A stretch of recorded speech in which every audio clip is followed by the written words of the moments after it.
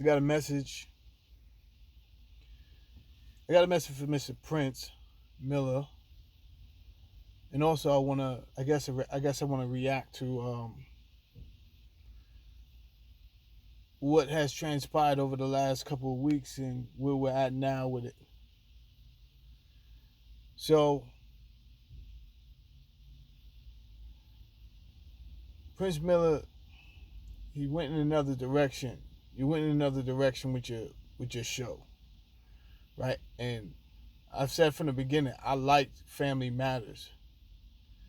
Um, I don't know if I don't know if there's a show that exists just you talking that much, but I like Family Matters. You understand? There's a different energy there. It's the younger energy meets the older energy. The older energy was always wise. You understand? And that's what I liked about you, for the most part. Now I seen your second video. I waited to see part two drop, and you said, we're gonna do this the gentleman way and the gangster way, and let me start with the gangster way. And you went off on some people. Some people called me because they figured I had the best coverage of the situation. However, I don't think you were addressing me because I never called you anything. I never called you anything except Mr. Miller. However, there was some other people that got up here and they had a lot to say on your name. Um, and I understand that frustration part. But my message to you is, you started off great. The aesthetics of the podcast, the professionalism, and I believe you had a plan for your direction and the flow of your conversations. However, somehow you got mixed up with something you frustrated with right now called the dirty section. You say you didn't believe in the dirty section. I don't know why not. What I want you to remember is, the more you do dirty section stuff, it is no different with universal law. You, Mr. Miller, listen to me. You invited that energy into your space, right? So what some people, they ask me, and I say, yo, I don't know. I got other things to think about, but I don't know. But they ask me, yo, why you think he even went off on Jimmy Henchman that hard anyway? Like, they're saying that it doesn't make sense that you would go that hard on Jimmy Henchman over Cal, and Cal is a grown man with children. He is still friends with Jimmy. So what I'm telling you is, for whatever reason you thought like, yo, I'm gonna get views, it's gonna go crazy, they're gonna accept me as the new king of the streets. That's over with. This is not, bro. But just between me and you, unless you got a lot of money behind you where you can sit it on somebody's head like that, like back in the days and all that, it's the wild, wild west out here, bro. You understand? People are sending Garcon at you for $500. Garcon to get it done. So there's no like king of the streets out here. It's just mind your wits, keep your wits about you, head on a swivel. That's what it's about. It's not like I'm back outside and I'm not nigga. Y'all niggas know how I give it up. It's all these niggas is giving it up. Everybody. So therefore, that's not the direction. You was headed in the right direction. As an older person, I think you was headed in the right direction, but you gotta sprinkle that type of content. It can't be concentrated on rats. And I'm gonna explain to you why. Because then that's how the algorithm figures what you're gonna talk about all the time, and then that is the algorithm that's the demographics that you're gonna get all the time. So when I say you invited that energy, who did you think you was gonna be watching your show only talking about rats? You're spending too much time on this conversation, Prince. Too much time on this conversation, man. You gotta move off into the next direction. Whatever you're gonna talk about, we don't want to hear about this again, man. But it's up to you. It's your channel. But I don't want to see you back on here saying, yo, the dirty section. Yeah, bro, this is the energy. Right? You didn't have this energy when you was just having fun with your cousin, with your little cousin, and y'all was chilling. And guess what? But you know why? It felt like a urban Cosby Show type, right? And believe it or not, black people want to feel comfortable too. Black people want to feel safety too. There's this stigma that black people always got to want to feel aggravated, full of anxiety, on some rough and tough street business. No, that's not true. Black people would love a space where they could just kick up, let their guards down for once, crack a smile, crack some jokes, be themselves. But in this environment, these environments that we create, we always got to put up this front. Like we want to be on guard duty 24/7. We don't. We want to be able to relate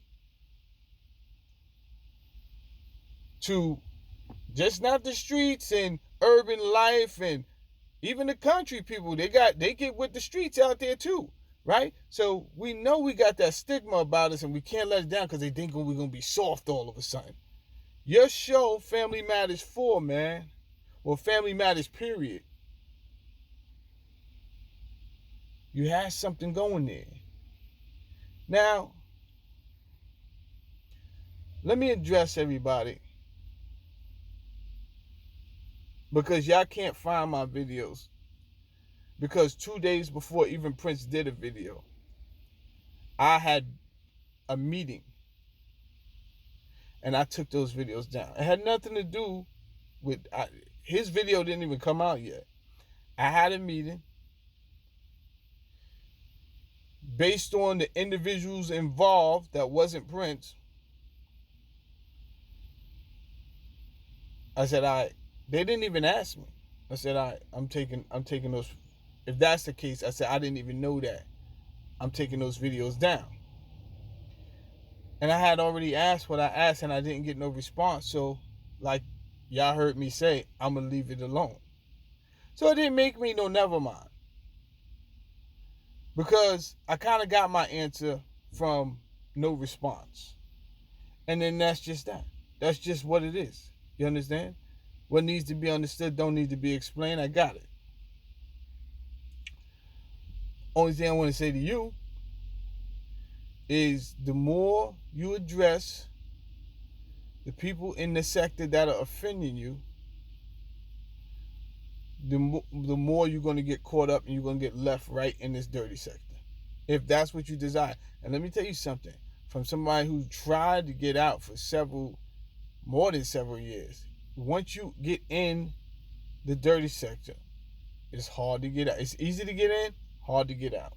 So if I was you, I would change my conversation right now. Right now. It don't make no sense. And welcome to the dirty section. Happy birthday. You understand? You feel the frustration. You out here making phone calls. You're looking for where people live. Bro, you headed in the wrong direction. You're on 3 years supervision. What are you doing? You understand? Don't let this thing get your blood pressure up, Mr. Miller. You gotta, Chet said never gamble in a game that you don't play. Well, you finding out slowly. This is how I learned how to play poker, by losing a lot of money. You understand? And experiencing. Well, you learning firsthand YouTube. You see who all the players are. You see who look like they have your back and they don't have your back. You understand? They'll flip on you on the drop of a dime. Yes, people gonna do content on you. You can't. Were you gonna go after everybody that do content on you, bro?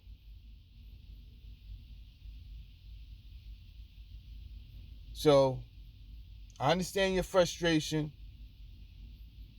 I don't feel you was talking to me. I would love to come on your show and ask you whatever I was ask you what I was gonna ask you what I did ask you.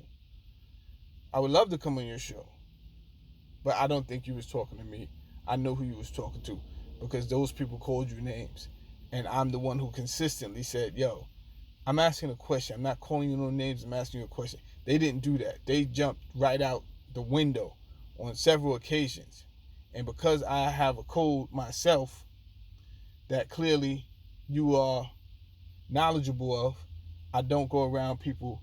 I don't go around disrespecting people without having the proof. This is why I'm one of those that ask you a question. I'm one of those who will look you in your eyes, dead in your eyes, and ask you, "What's up with that, though?" and wait for a response.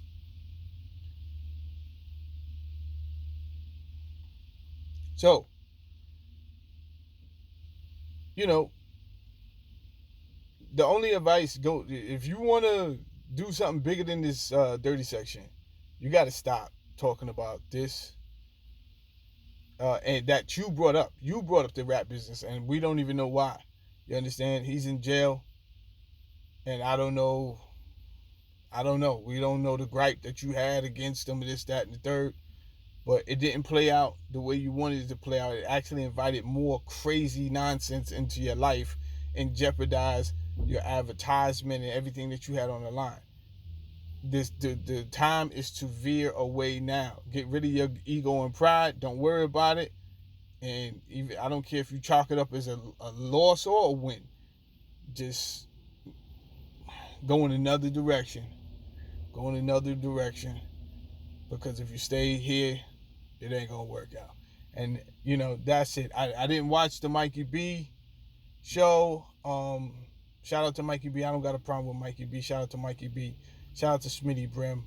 Shout out to Mac Mean. I don't have a problem with these individuals. So, but I also didn't watch the show, so I can't give you guys an update on or reaction to how I felt about Mikey B's shows. I didn't watch them, right?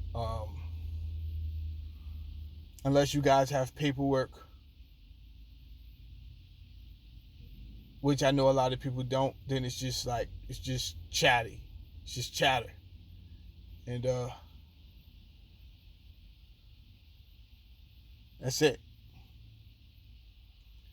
I got the paperwork, but I'm not talking on this topic. So that's it. Peace.